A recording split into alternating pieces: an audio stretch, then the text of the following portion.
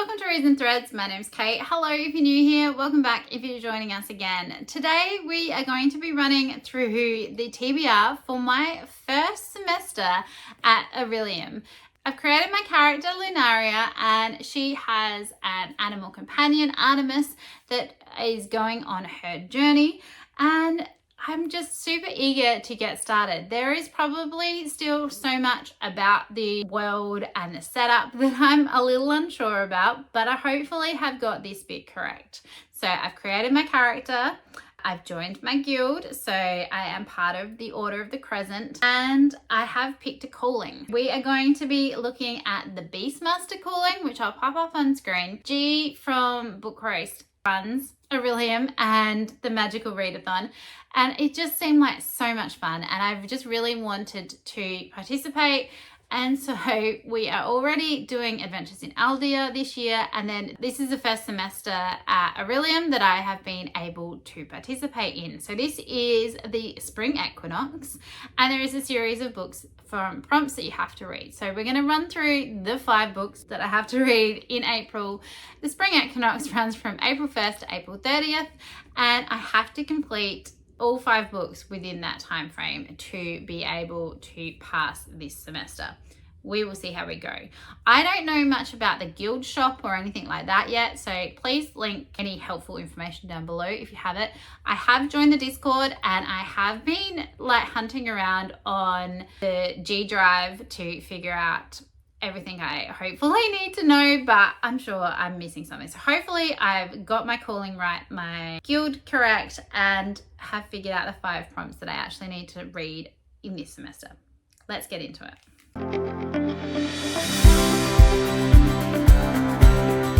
First up, for the Beastmaster's calling, I have to complete Alchemy, and the prompt for Alchemy was to reread a book. I haven't been doing a whole heap of rereading at the moment, so I did struggle with a book to put in for this prompt.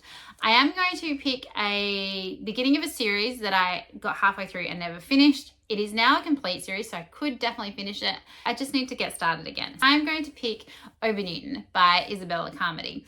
I read this one when I was in year 8. Which was a fair while ago. It was a challenge book for a reading challenge that they had going on between different schools, and I had to read it and then answer a whole heap of questions about it and just know this book inside and out. It has been a while. I think I have already read this multiple times, but I never got past book 4 maybe, and I would really like to see how it ends. I ended up catching up to Isabel as she was writing, and then it was 20 years I think in between, so I had slightly given up. I'm going to give this one more go to see if I can get this series done. But this one says, in my dream I was somewhere cold and darkly quiet. I could hear water dripping and I was afraid, though I did not know why.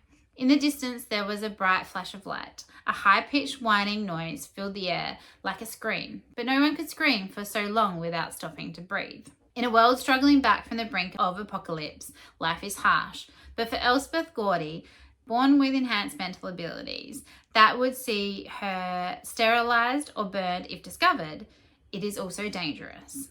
There is only survival by secrecy, and so she determines never to use her forbidden powers. But it is as if they have their own imperative, and their use inevitably brings her to the attention of the totalitarian council that rules the land. Sent to the remote mountain institution of Over Newton, where escape is impossible, she must throw off her safe cloak of concealment and pit herself against those who would resurrect the terrible forces of the apocalypse. Only then will she learn most truly who and what she is. I really enjoyed this one when I did read this. I am looking forward to getting back into this series. Next up, we've got to study animal studies, which makes sense if you want to be a Beastmaster. This one is wolves. On the cover, in the title, or in the book. Werewolves do count, apparently, though I haven't gone down that route. And I am going to be slotting in possibly 2 books for this. Definitely, if one works, I won't move on to the other one. But I am a little nervous about the book that I have picked, mainly because I didn't overly love the first book in the series. And I think that this one is definitely a wolf on the cover, and that is The Hunger of the Gods by John Gwynne. I think that it's a wolf-like god, although I was a little confused with the first one. So this is book 2 of the Bloodsworn saga, and I am reading along with this for Becca and the Books' Catch-Up Book Club. Like I said, didn't really love the first one. This is a Norse-inspired mythology series, and we are following 3 main characters as they combat, I don't know what. I'm assuming the gods. I was a little confused about what was going on. I will say I did listen to the first one by audio, so I am planning on physically reading this one to see how I go. Now, if for some reason I decide to DNF this book, just because this series is not for me, that is fine. I do have a backup. So the backup book is going to be The Wolf King by Lauren Powell Freeman. I am super eager to get to this one, and this one says, when a princess is kidnapped by an alpha, war rages between the humans and the wolves. But soon forbidden attraction starts to grow. Princess Aurora longs to escape the castle and the marriage that has been arranged for her. But on the night before her wedding, at a dogfight where captured wolves, well, maybe I am doing a werewolf trope. I didn't know that I was doing werewolves, but maybe I am. But on the night before her wedding, at a dogfight where captured werewolves are made to fight for sport, she spares the life of a young wolf. It puts her on the radar, the powerful alpha, who was going to kill him, and it changes everything. That night, when the alpha escapes, he kidnaps her and takes her to the rugged lands north of the border, where the once warring werewolf clans are beginning to unite. He thinks that she is the key to winning the war against the humans. Only as they spend time around one another, forbidden attraction starts to grow. And as Aurora learns that not all wolves are bad, the alpha discovers that she is in danger from both his enemies and those he once considered friends. With monsters on both sides, a bloodthirsty war between humans and wolves raging, and undeniable passion growing between them, will their story end in love or tragedy? And will Aurora ever get home? Does she even want to? I have heard that this is as well a love triangle situation, so that is intriguing. Probably I won't get to The Wolf King, even though I am eager to give it a go. And I will be reading Hunger of the Gods, but I just needed a backup and to know what I was going to be doing, because I'm not going to be in the country with easy access to my physical books or the library. For elemental studies, we needed to read a book with a temperature word in the title. I really struggled with this one. I don't have many books on my TBR apparently that have temperature words in them. We're talking about like cold, hot, freezing, heated, those kind of things. Ones that I haven't read already anyway. However, I have decided to give Chloe Gong's Cold Wire a go. Hopefully I can get through this. I've never read from Chloe Gong before. I wasn't overly excited to have this book when it came in from Fairy Loot. It just didn't appeal for me, and I had realised that I didn't skip it for some reason. But maybe I will be pleasantly surprised and not know it. So this one says, for decades, the world has been caught in a cold war between 2 powerful nations, Medelu and Athua. Atua? I don't know. The median orphans who live in Atua suffer the cost. Their enrollment at Mile Military Academy is mandatory. Either serve as a soldier or risk being labelled a spy. 18-year-old Iriel is one such orphan. Having recently graduated and joined Nile Corps forces, she's doing well for herself. Until Atua's most wanted anarchist frames her for assassinating a government official, and she's given a choice. Cooperate with him to search for a dangerous program in Medelu or go down for treason. Meanwhile, 17-year-old Leah is close to her own graduation when she's paired with her academic nemesis for one final assignment. But when they are ordered to infiltrate Medelu in virtual reality, Leah quickly realizes there is much more at stake than her school ranking. As Iriel and Leah tear through Medelu on separate courses, the two start to suspect that they're pieces in a larger conspiracy. And the closer they get to the truth, the closer their worlds come to a shattering conclusion. I'm really struggling with the names of that. Hopefully I can get this one on audio so I can figure out how that is all pronounced, or Ori book, but we'll see. So I do have this cover from Fairy Loot, which has some lovely art.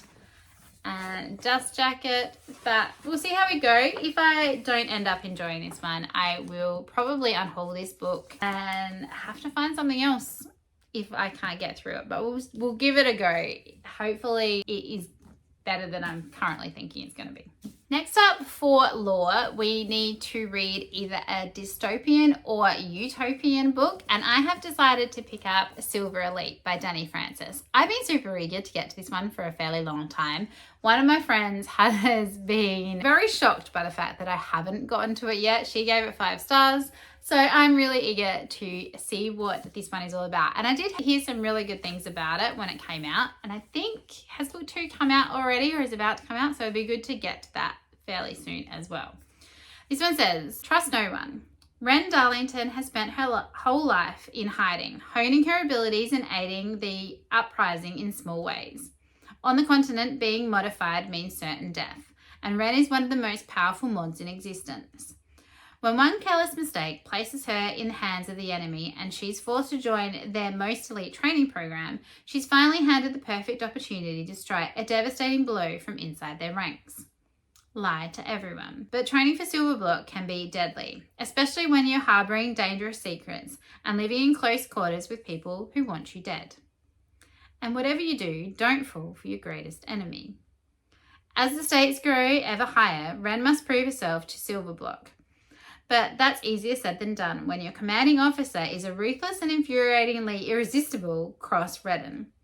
And as war rages between mods and those who aim to destroy them, Wren must decide just how far she's willing to go to protect herself and how much of the continent is worth saving. I think that sounds really good. Like I said, my friend Kate has already read it and really enjoyed it. I can't remember if my sister has, but it's definitely a dystopian and I think it's going to just go really well. So fingers crossed. The last subject that we need to do is restoration. This one I needed to ask a friend for 5 recommendations of books that they have given 5 stars to, and then from those 5 and pick a book that I wanted to read. So I asked my friend Kate, which was slightly risky because she doesn't read as much fantasy as me. She reads a fair bit of like general literature, crime, all kinds of genres. She did send me 5 and I did find one that I was willing to pick up, and that one was Project Hail Mary by Andy Weir. You will have seen this one. I did pop in on my April TBR as well, so it was handy that I was able to get it on both, which just makes it easier for me to hopefully complete this TBR, considering I have 5 extra books on top of the ones that were already came up in that. Even though I've told you in my April TBR, if you haven't watched that video, it is linked out down below. But this one says, a lone astronaut, an impossible mission, an ally he never imagined. Ryland Grace is a sole survivor on a desperate last chance mission, and if he fails, humanity and Earth itself will perish. Except that right now, he doesn't know that. He can't even remember his own name, let alone the nature of his assignment or how to complete it. All he knows is that he's been asleep for a very, very long time, and he's just been awakened to find himself millions of miles from home, with nothing but 2 corpses for company. His crewmate's dead, his memories fuzzily returning. Ryland realizes that an impossible task now confronts him. Hurtling through space on this tiny ship, it's up to him to puzzle out an impossible scientific mystery and conquer an extinction-level threat to our species. And with the clock ticking down and the nearest human being light years away, he's got to do it all alone. Or does he? I do quite like the synopsis for that one. It is going to be quite good. And it's just been released at the movie, so that's even better. I could read the book and then hopefully go see the movie fairly soon. I think as far as the TBR goes, this is going to be pretty good. Hopefully very achievable, but I might completely fail this and then just have to start in September or August. Whenever semester 2 is. I'm pretty sure it might be August now that I'm thinking about it. But yeah, really looking forward to participating in my first semester at Orilium. What are you reading? What calling are you going for? I'd love to know. Are you part of my order? What is it? The Order of the Crescent? That would be great. Hopefully this goes well. We'll see. If you haven't already, please do think about hitting that like button and also subscribing. I'd love to have you around. I have linked below my Goodreads, my Storygraph, and my Instagram if you'd like to come and follow me over on any of those. And hopefully your reading is going well and that you are having a really wonderful day. We'll see you next time. Bye.